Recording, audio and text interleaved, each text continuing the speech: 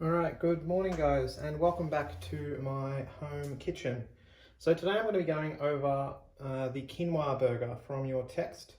I am going to be making quite a few modifications today for various reasons, but I will hopefully explain them as I get to them. So what you are going to need approximately, you'll need a quarter of a cup of brown or green lentils, quarter of a cup of quinoa, tablespoon of olive oil, half an onion finely diced, 1 clove of garlic. You're going to want half a cup of cannelloni beans, which are a white bean. You're going to want half an egg, a tablespoon of parsley, a little bit of salt and pepper, 50 grams of feta, 60 grams of ricotta, 2 tablespoons of oil, and some burger buns, some lettuce, some relish, and anything else you'd like to put on a burger. So, if you are following the recipe from start to finish with the intended ingredients, you'll first need to cook off your green lentils or your brown lentils. You can get them in a cooked state, which is what I did. However, you can get them in a dehydrated state. So this step here is talking about them. If you get them in a dehydrated state, you will basically cover them with heaps and heaps of water and boil them for about 20 minutes till they're al dente, till they're a little bit soft. Then you'll be looking at your quinoa, and it's the same sort of principle, except you need way less water. So you're using 3/4 of a cup of water for that one.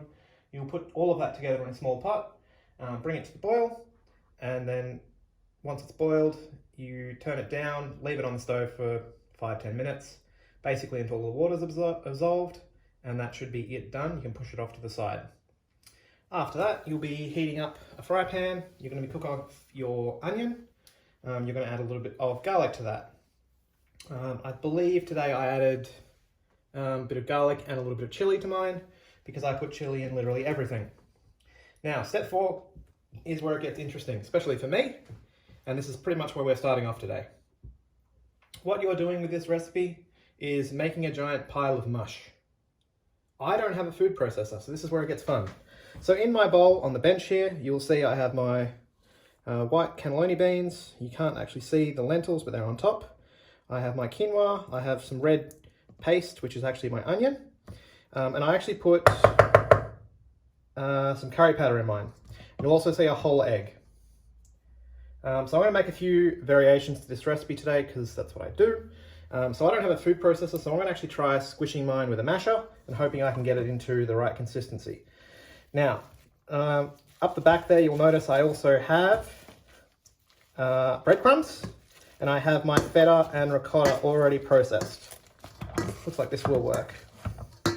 If we were at school, we'd just bung this in the food processor. It takes, 20-30 seconds to mix it all together. Most of these ingredients are relatively soft. So it actually comes together really quickly if you have a food processor. But I do not, so we're doing it this way. If you don't have a masher and you don't have a food processor, probably a little bit harder to improvise what you can do with it. Because you really want something you can contain it in a vessel, like a bowl, so you can mush it together. Now, I'm going to add a little bit of breadcrumbs to this, and I'm actually going to put my cheese into this mixture as well, because following a recipe is hard and I don't want to. It's generally it, really. So you'll see it's actually come together pretty quickly. It wasn't actually very hard to mix. I'll probably mix it just a tiny little bit more. I'm going to put in some breadcrumbs, and I'm going to put in that cheese. So all I've got there is the cheese and the ricotta, which I just spilt all over the bench. Good job. Straight in there.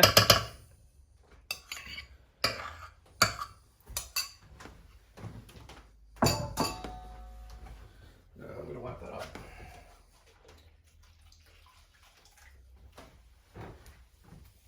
Don't mind me, I just need to clean up my mess.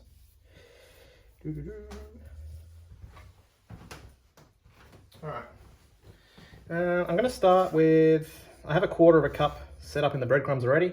Probably going to use half of that, but we'll see what the consistency is like. Alright, mix this cheese into it and these breadcrumbs and see what the consistency comes out like. Once again, this is not in the recipe. I am going rogue. It is what I like to do. It is going to alter the finished product for the better or the worse. I am still yet to find out. We're all on that adventure together. Now, once again, I added some curry powder to mine. You do not have to do that. I just wanted to give it a bit more love, a bit more flavor. I might just add a tiny little bit more breadcrumbs because I want to thicken this up just a little bit more, because we are going to have to transfer this into the pan in a minute, and I want it to fold together. You can, at this stage, use your hands. You can still use the food processor. You can still use the mashing implement you used, whatever you wish at this stage, although I will be getting my hands in there very, very soon. So the mixture's still pretty sticky, but I think it should hold together. Now remember that I used a whole egg, but that's because I knew I was going to be using breadcrumbs to help bind mine together. Get off.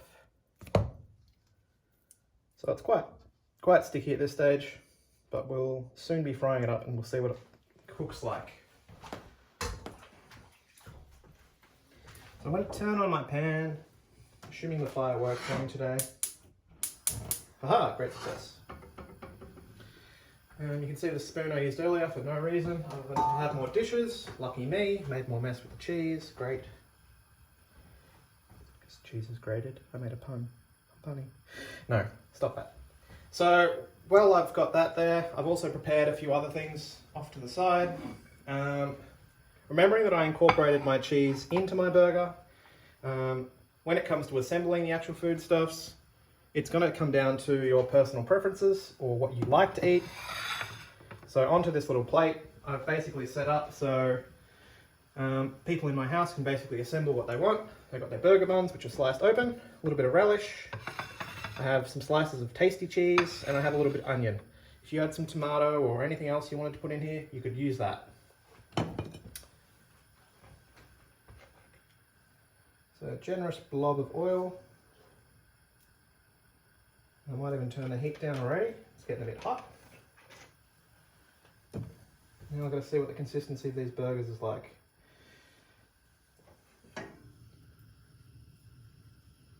Swoosh that oil around. So I'll move that out of my way, bring this bowl back over. So what we're going to do is basically just make up a burger patty. So just with your hands, you'll see that it is a little bit sticky, but it's actually pretty stable as well. It feels like it should hold together in theory. I'm really hopeful. With these, make them whatever size you want. Straight into the pan. Mine are going to be the bright yellowy orange colour, and you'll see the cheese is all mixed in. Because I didn't actually process mine, you can still see the whole grains of quinoa, which I actually personally like. I don't necessarily need my food to be turned into homogeneous mush. So I reckon I'll get 5 or 6 out of this mixture, depending on what size I make them. I'm probably going to make them a bit bigger as well, because I don't want to be standing at my stove all day. I don't think I'll actually put many more than that in at a time either. Might grab my other pan to cook the rest. If you had a larger fry pan, you could fit more, but I want to have a bit of wiggle room so I can still flip them over without them falling apart. And I'm going to throw my other fry pan on up back. It's a bit smaller, but it should get the job done. So these are going to take a few minutes to cook on each side, but remember that most of the ingredients that are in there are already cooked, so you're basically just making them hot. Blob of oil in that pan. So all we're trying to do is get them crispy on one side basically, so they seal, and then we can actually start assembling the burger. Which, once again, I've set up a little station for people in my house to do while I'm finishing up the last of the food. So,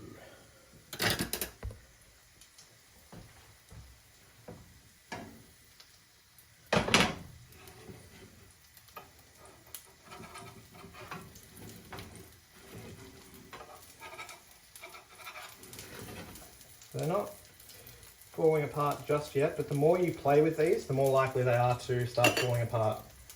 So I'm going to leave that for just a little bit longer. I'm going to move the oil in my other pan and start putting some burgers in there as well. Not that you need to see me cook all of them, I'm just waiting for the others to finish. How many is this mixture going to make? Let's make it 2.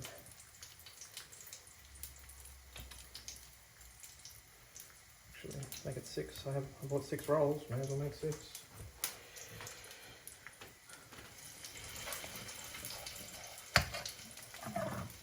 So originally this recipe is designed to make mini burgers. I'm basically just making full size ones.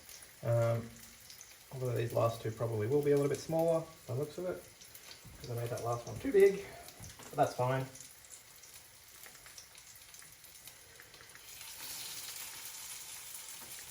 There we go.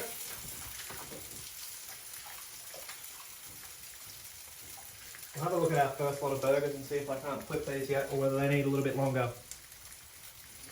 Get this one out of the way, so you guys might actually retain some visibility. I mean, is saying really that important? As long as you get to hear me, that's the important part. So let's have a look at these burgers.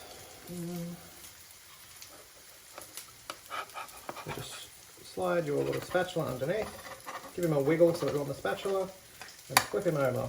So it probably needs a little bit longer, and you can see it's quite soft. So I might turn the heat up a little bit because I want him to get a bit crispier. You need him a little bit hotter.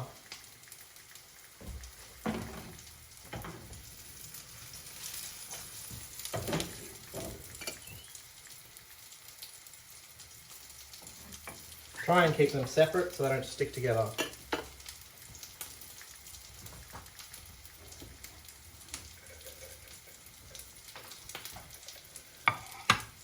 While I'm waiting for that, I'll start putting some relish on one of these bread rolls. So what you are meant to do if you're following the recipe, you're meant to keep that feta and ricotta off to the side, and you're going to use that in the bread roll on either part of the bread, just as your cheese. But you can never have enough cheese, so I decided to get tasty cheese as well. Much or as little relish as you like onto your bread rolls.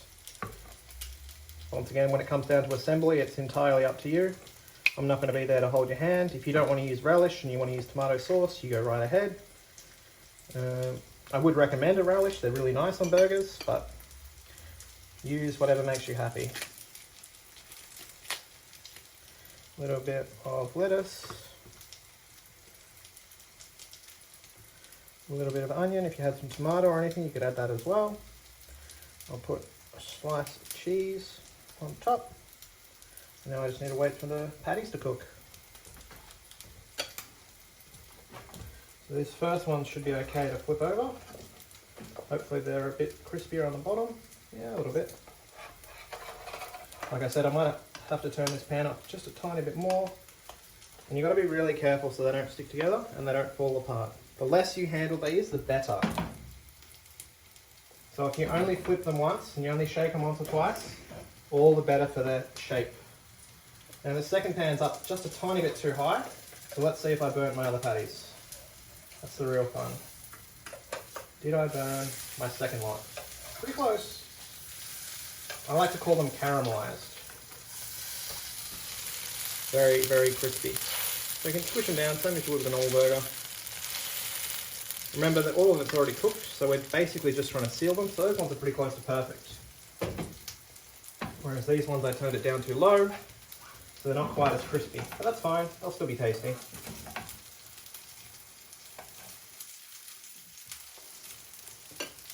Alright guys, I might leave it there. It's a pretty short one today. So from here, all I need to do is wait for these to finish cooking, put them into the bread, and then you eat the bread with the burger inside. That's it. You're done. Alright guys, I hope that was helpful. See you, bye. Enjoy life.